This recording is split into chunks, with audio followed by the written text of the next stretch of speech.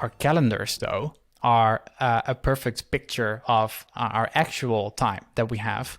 And this is very limited. And what I found is I struggled a lot with prioritization when I was only relying on my to-do list and when I was relying on creating like 3 bullets a day. As soon as I started bringing in my calendar as the very first, the rock of my week and of my day and actually of my year, this started to shift. Why is that? That was because now I needed to make these tough decisions, because if I start to fit in my work in the calendar, that's actually the biggest principle in the book. Use your calendar not just for meetings, but also for everything that's going on.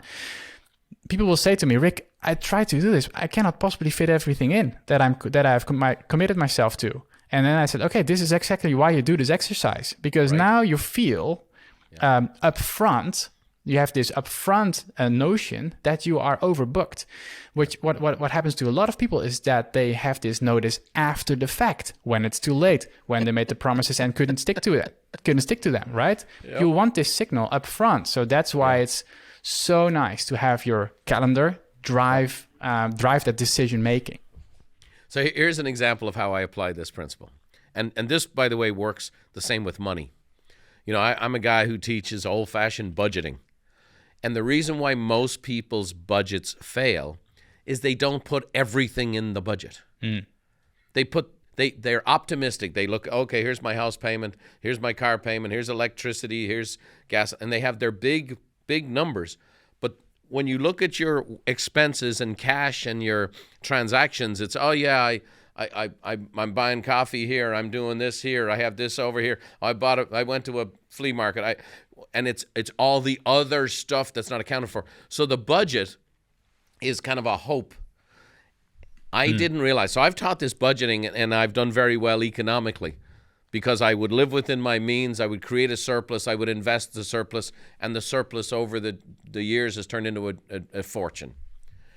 I did not apply the same principle to my time. And so, I have multiple businesses. We have, we're the largest business coaching company in the world. I have this podcast. Okay, great. Yeah, the people want to hear more. Oh, great. I'll do 2 more podcasts a month and a week, and I'll go to 2 a week, and I'll do this and I'll do that. And so finally what I had to do, and this will be right down your alley, we took the calendar to my assistant. Then I went to someone like David Lally, who works with me all of my content. And I had all of okay, you got to present this workbook's got to be built here, and so on and so forth. And here's what was not in my calendar. Oh yeah, and I want to get into this creativity piece here in a minute. I had nothing in my calendar for actually creating the content. I had nothing in my calendar for thinking. I had nothing in my calendar for the books I actually read. I had nothing in my calendar for any of these things. I just had it events. And basically, what I was doing to myself was, here I am, the budget king, who's built a fortune by managing his money, who was not the time management king, because I was applying basic budgeting principles to my calendar. And it wasn't until now I'm talking about recently, where basically my team came together and they took over my calendar and said, no, I mean, this is preparation, and this is when you do a rehearsal, and this is when you do the thinking time. And and this is for everybody. Now, again, I have more people, I have hundreds of employees and stuff like that. So it's just more exaggerated. But here's what I think the point you'll resonate with. When I actually saw my schedule fully baked out, just like somebody's budget, I went, oh my God. And the next week, the amount of people, oh, Brian, I'd love to get together with you. Brian, could I get lunch with you? Can I grab a coffee with you? Hey, I'm flying into town. Hey, Brian, I'm in Tuesday. And I've always been so willing to do this stuff. And the answer to everybody became no. And I'm sorry, I'm not trying to be obnoxious, but I'm already way overcommitted. And so that gets back to this decision. And so, this content is very fresh for me right now.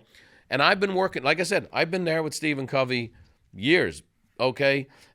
He ended up merging with the Franklin Covey Planner. I've had those guys at my seminar. I've had relationships with these guys. I've taught on time management, and I've done some great things with time management. But over time and in this new era, I found out that I wasn't following these GRIP principles in regards to I was under budgeted with my calendar and overcommitted everywhere and feeling tension and stress and burning out constantly because it was basically like a completely almost naive approach to my calendar, where the stuff wasn't what I was actually doing wasn't fully budgeted in. And I think, like you say, I think most people, like myself, terrified to do the exercise. Oh yeah, because you realize how overcommitted you actually are. exactly.